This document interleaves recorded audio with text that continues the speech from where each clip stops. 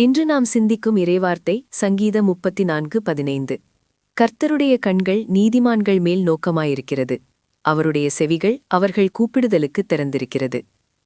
இந்த வசனம் கடவுளுக்கும் நமக்கும் இடையிலான ஆழமான மற்றும் நெருக்கமான உறவை அழகாக வெளிப்படுத்துகிறது. இறைவன் ஏதோ எட்டாத உயரத்திலிருந்து நம்மை வேடிக்கை பார்க்கும் வெறும் பார்வையாளர் அல்ல. மாறாக, அவர் தம்முடைய அன்பினாலும் பாதுகாப்பாலும் நம்மை தொடர்ச்சியாக கவனித்துக் கொண்டிருப்பவர்.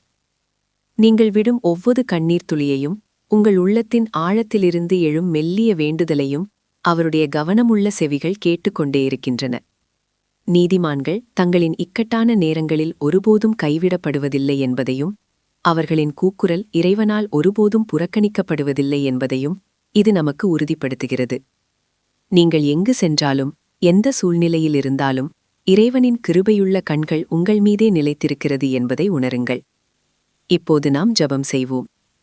பரலோக தகப்பனே, என் வாழ்வில் நீர் எப்போதும் என்னோடு இருப்பதற்காக உமக்கு நன்றி கூறுகிறேன்.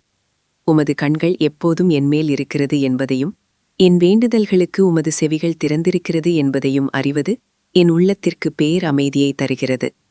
நான் எப்போதும் உமக்கு முன்பாக நேர்மையாக நடக்கவும், நான் ஒருபோதும் தனிமையில் இல்லை என்பதையும், நீர் எப்போதும் என் குரலை கேட்டுக்கொண்டிருக்கிறீர் என்பதையும் முழுமையாக நம்பி வாழ எனக்கு உதவி செய்யும்.